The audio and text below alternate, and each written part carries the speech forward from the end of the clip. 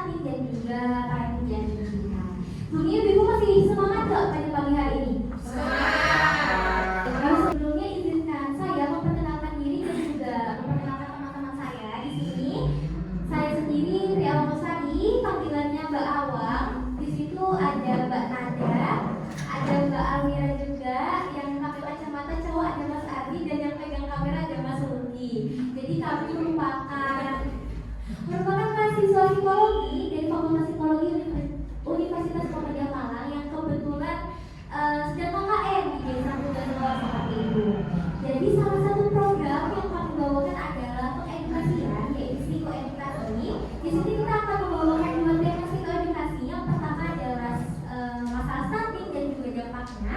Yang kedua juga ada parenting di era digital. Kenapa sih kita ini mengambil tema parenting di era digital? Karena di era sekarang itu digital dan media sosial itu semakin berkembang ya ibu-ibu. Banyak anak-anak SD yang sekarang sudah pegang gadget, sudah pegang HP, dan juga sudah tahu yang namanya TikTok, Instagram, Facebook, dan lain sebagainya. Jadi kita sebagai maksudnya ibu-ibu sebagai orang tua juga berhak membatasi penggunaan media sosial untuk anak-anak seperti itu. Karena dilihat bahwa TikTok itu salah satunya media sosial yang luas ya ibu cakupannya, karena semua itu di TikTok bisa kita dapatkan seperti itu. Jadi kita juga harus membatasi agar anak-anak kita ini dapat membatasi apa saja yang boleh ditonton dan apa saja yang tidak boleh seperti itu. Yaitu ada stunting dan dampaknya. Mengenal lebih dekat ancaman stunting bagi anak-anak. Oke, bisa slide selanjutnya. Oke, kita masuk ke pendahuluan bahwa stunting merupakan salah satu masalah kesehatan serius yang mengancam pertumbuhan dan perkembangan dari anak-anak. Nah, kondisi ini terjadi akibat apa? Akibat kekurangan gizi dalam waktu yang cukup lama, terutama pada masa awal kehidupan, yang menyebabkan anak mengalami hambatan pertumbuhan fisik dan juga kognitifnya. Jadi dampaknya itu tidak hanya fisik saja, tetapi masalah kognitif juga menjadi salah satu dampak dari stunting seperti itu. Nah, dampaknya tidak hanya pada masa anak-anak saja, tetapi juga berarti sudah dewasa dan mempengaruhi produktivitas dan kualitas hidup seseorang. Jadi saya paham mungkin stunting itu sering sekali dibawakan temanya pada teman-teman dari kesehatan, lembaga kesehatan seperti posyandu, seperti puskesmas, tapi pasti sering dibahas terkait masalah stunting.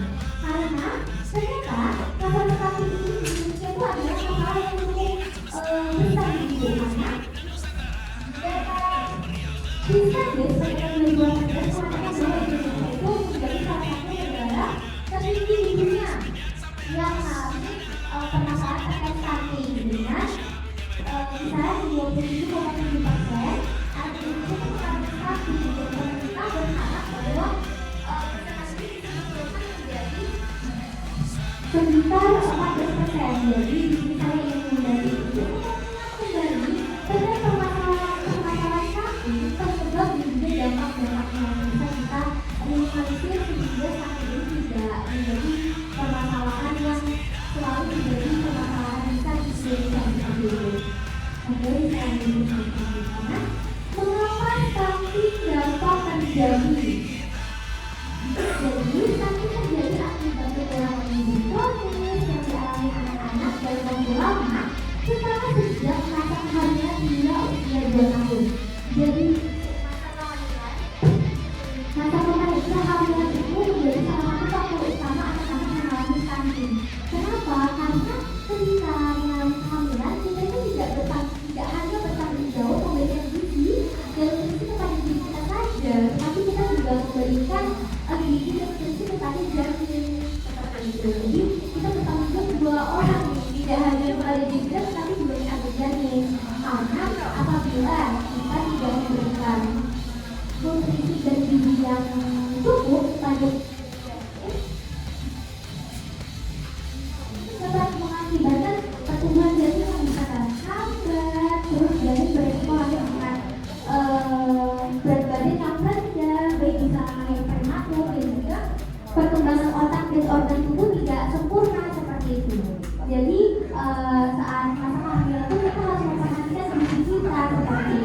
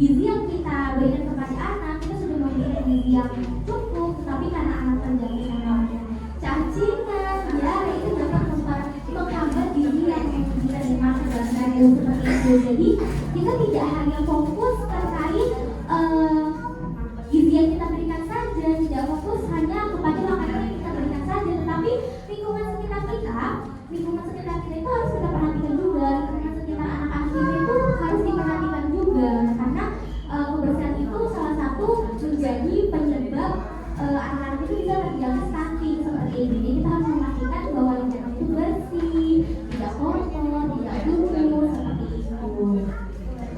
Oke, selanjutnya kita masuk ke yang namanya ciri-ciri anak stunting. Nah, kira-kira ciri-ciri apa sih ibu-ibu yang bisa kita ketahui ketika mungkin anak kita terjadi stunting, mungkin anak kita sedang dalam masa-masa seperti itu. Jadi anak yang mengalami stunting ini ibu umumnya memiliki postur tubuh lebih pendek dibandingkan dengan anak-anak seusianya seperti itu. Jadi seharusnya usia 2 tahun anak sudah sekian, anak usia sekian itu ternyata tidak pada jadi anak seusianya seperti itu, bisa lebih mungkin lebih pendek seperti itu. Nah, ternyata ciri-ciri itu tidak dapat kita lihat hanya dari tinggi badannya yang tidak normal saja, tetapi juga berat badannya seperti itu. Jadi kita juga bisa melihat dari berat badan anak-anak yang mungkin tidak sesuai antara tinggi badan dan berat badannya seperti itu. Jadi kita juga harus memperhatikan perkembangan anak-anak kita. Kira-kira biasanya kalau umur sekian cirinya harus berapa ya, beratnya harus berapa ya. Nah, itu juga harus kita perhatikan agar kita tahu apakah benar anak kita ini sudah tidak mengalami namanya stunting seperti itu. Jadi kita memang harus melek, kita harus melihat perkembangan dari anak-anak seperti itu. Selanjutnya, oke, di sini saya akan menyampaikan dampak fisik atau dampak fisik akibat stunting. Seperti yang saya katakan di awal bahwa dampak stunting ini tidak hanya terkait fisik saja ibu-ibu, tapi dampaknya ini juga terkait kognitifnya. Nah, kita akan bahas satu-satu. Dari yang pertama adalah dampak fisik akibat stunting seperti itu. Nah, yang pertama berat badan proporsional.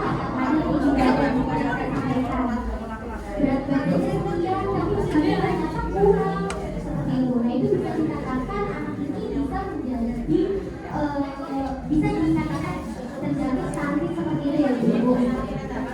Nah, selanjutnya tubuh lebih pendek dari rata-rata anak seusianya. Nah, jadi kita bisa melihat nih tinggi badan anak-anak seusianya kira-kira sudah sesuai nggak ya, sama tidak ya kira-kira tingginya. Nah, itu harus kita perhatikan juga ibu. Oke, selanjutnya kita masuk ke dampak jangka panjang saat dewasa. Nah, ternyata tidak hanya fisik saja, tidak hanya tinggi badannya yang kurang, tidak hanya berat badan yang tidak sesuai, tetapi juga mempengaruhi kognitifnya. Stunting yang terjadi pada masa anak-anak tidak hanya berdampak pada pertumbuhan fisik saja, tetapi juga berpengaruh besar saat anak. Selain dampak kesehatan, stunting juga berdampak pada kemampuan kognitif dan produktivitas kerja. Jadi ketika anak-anak mengalami stunting itu tidak hanya dampaknya dirasakan saat anak saja, saat kecil saja, tetapi dia juga dapat memberikan pengaruh. Dampaknya itu bisa berpengaruh sampai dewasa, seperti kurangnya produktivitas saat kerja di masa depan seperti itu. Nah, keterlambatan perkembangan otak itu juga mempengaruhi anak-anak susah untuk menerima ilmu, susah untuk menerima materi yang disampaikan. Jadi kita harus memperhatikan bahwa ternyata masalah stunting, dampak dari stunting itu besar, tidak hanya terkait perkembangannya saja, perkembangan fisiknya saja, tetapi juga perkembangan otaknya seperti itu. Jadi ketika kita memberikan anak-anak itu memberikan pelajaran, memberikan materi pada kita, tapi karena tidak mengerti, kita memberikan ke ibu-ibu. Oke, kita masuk ke peran gizi dalam pencegahan stunting. Gizi memegang peran sangat penting dalam pencegahan stunting karena nutrisi. Kekurangan asupan gizi terutama dalam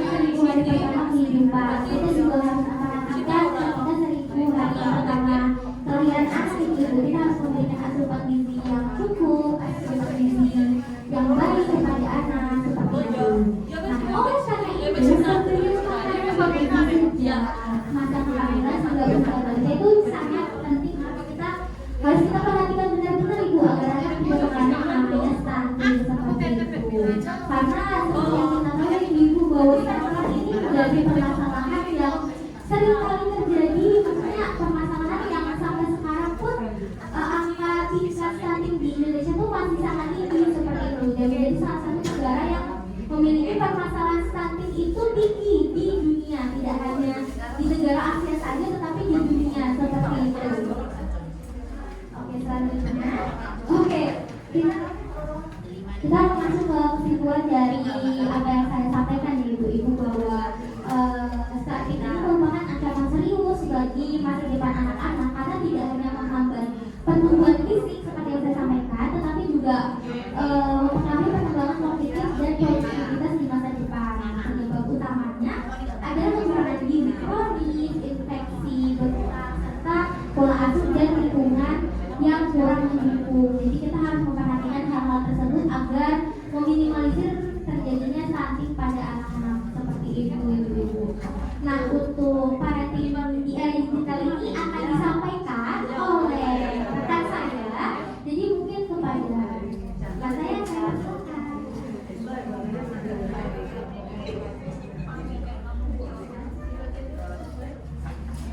Assalamualaikum warahmatullahi wabarakatuh. Selamat pagi dan terima kasih kepada ibu yang sudah menyempatkan hadir di acara psikoedukasi kami.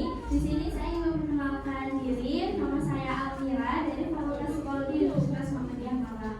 Jadi di sini saya akan menyampaikan berbagi sedikit ilmu kepada ibu-ibu sekalian terkait bagaimana strategi digital parenting yang dimana kita sadari bahwa anak-anak kita ini tumbuh di era digital. Langsung selanjutnya. Baik ibu-ibu, kita sudah menyadari bahwa teknologi sekarang itu kan semakin berkemajuan, semakin pesat dan berkembang. Nah, jadi kita sendiri bahwa media digital seperti smartphone, laptop, internet, dan online itu sudah bisa diakses oleh semua kalangan usia, termasuk anak-anak usia muda.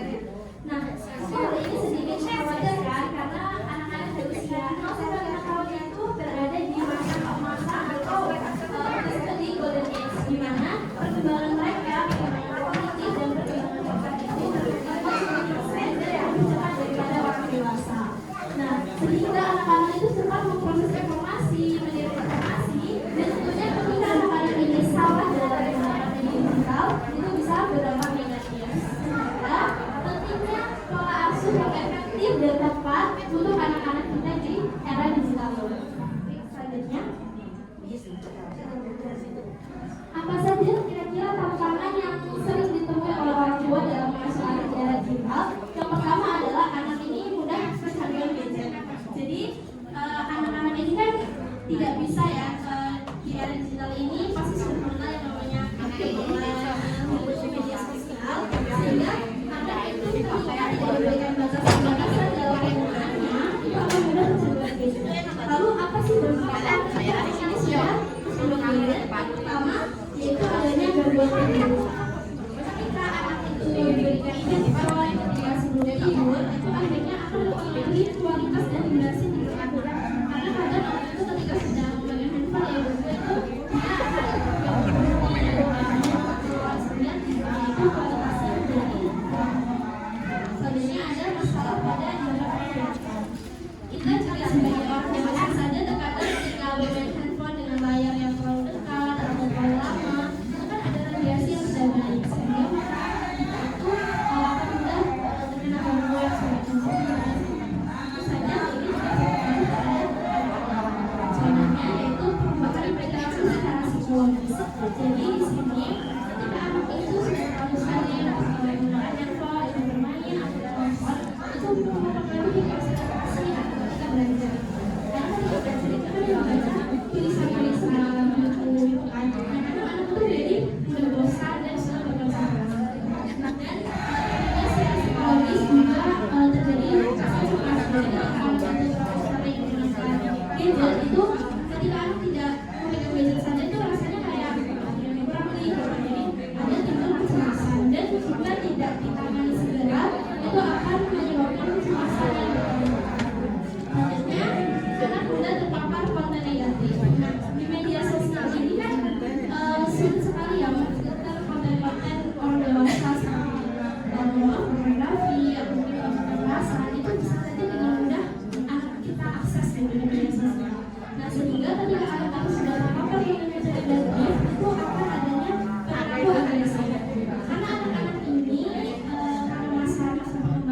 itu sedang di masa-masa yang begitu baik, anak itu mudah meniru informasi yang terlihat sehingga ketika anak sudah terpapar dengan kekerasan, akhirnya mereka itu mempraktekkan kekerasan itu di kehidupan nyatanya, entah itu temannya mungkin atau bahkan ke orang tuanya.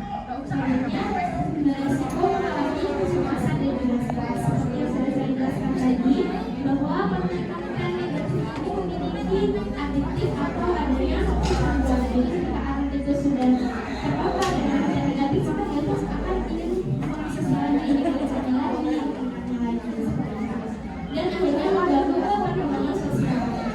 Jadi itu sebenarnya dengan soal-soal seperti itu, anak lebih baiknya itu banyak berbincang dengan temannya, bermain dengan temannya, dengan orang tuanya, sehingga perkembangan sosialnya tidak terjadi teratur untuk berbicara dengan orang lain. Dan ketika akhirnya anak sudah mencoba gadget dan sudah orang yang negatif, mereka itu akan lebih memilih untuk bermain aja, bermain gadget di rumah.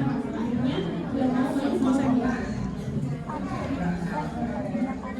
Nah, lalu bagaimana strategi digital parenting untuk anak-anak kita?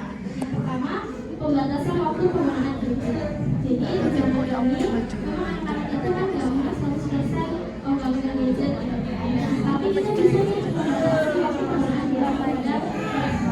Menurut dari WHO atau Organisasi Kesehatan Dunia merekomendasikan beberapa waktu, yaitu anak di bawah usia 2 tahun itu tidak diperkenankan untuk digunakan gadget terlebih dahulu. Jadi alangkah baiknya memang anak usia 2 tahun itu tidak digunakan permainan jadi YouTube, atau permainan game.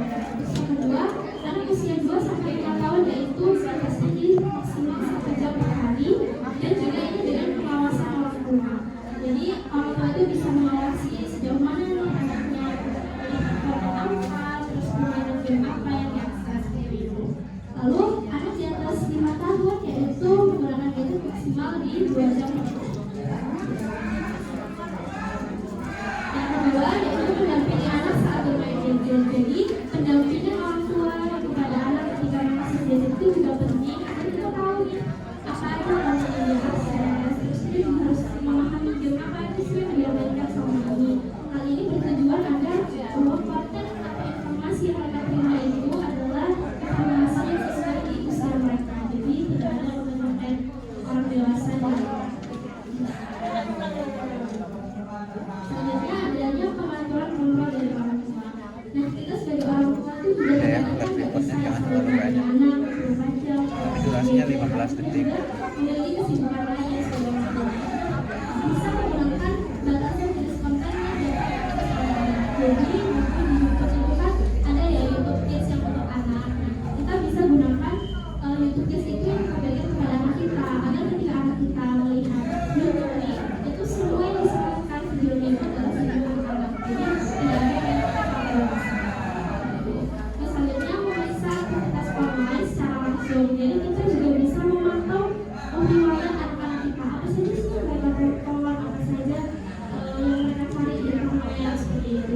Jika kita temukan anak-anak kita tuh tidak sengaja mengakses mungkin hal-hal yang seharusnya tidak mereka akses di usia mereka, kita bisa memberikan teguran yang baik-baik. Kita bisa memberikan bahwa ini sebenarnya nggak boleh kamu lihat ya, kalau misalnya usia dari sekarang kamu bisa melihat video-video edukatif, video yang jadi adanya interaksi terbuka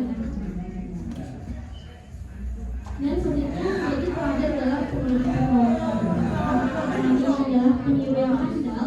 Jadi kadang kita tuh juga harus memberikan contoh yang baik kepada mereka. Jadi misalnya kita ketika anak sedang bermain sendiri di rumah, kita mau main gadget, itu seharusnya tidak kita lakukan gitu. Jadi kita juga menyimpan gadget kita, terus kita juga bermain bersama mereka. Atau misalnya bisa melihat bahwa ternyata orang tuaku juga masih sering itu main gadget. Dan kita juga bisa membatasi penggunaan gadget dalam situasi tertentu seperti itu. Karena anak itu ketika makan terus kita dari YouTube gitu misalnya, itu memang jadi apa yang jadi tenang. Cuma akhirnya anak ini nggak mindful atau nggak sadar bahwa aku sedang makan gitu. Makan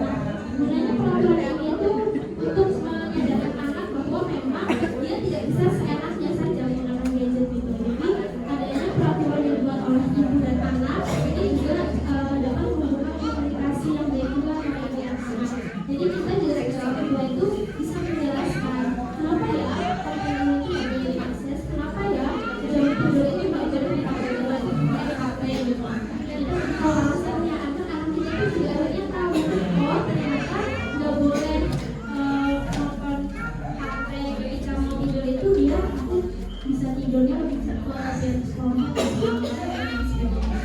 Jadi kita sebagai orang tua bisa saling jaga dengan anak.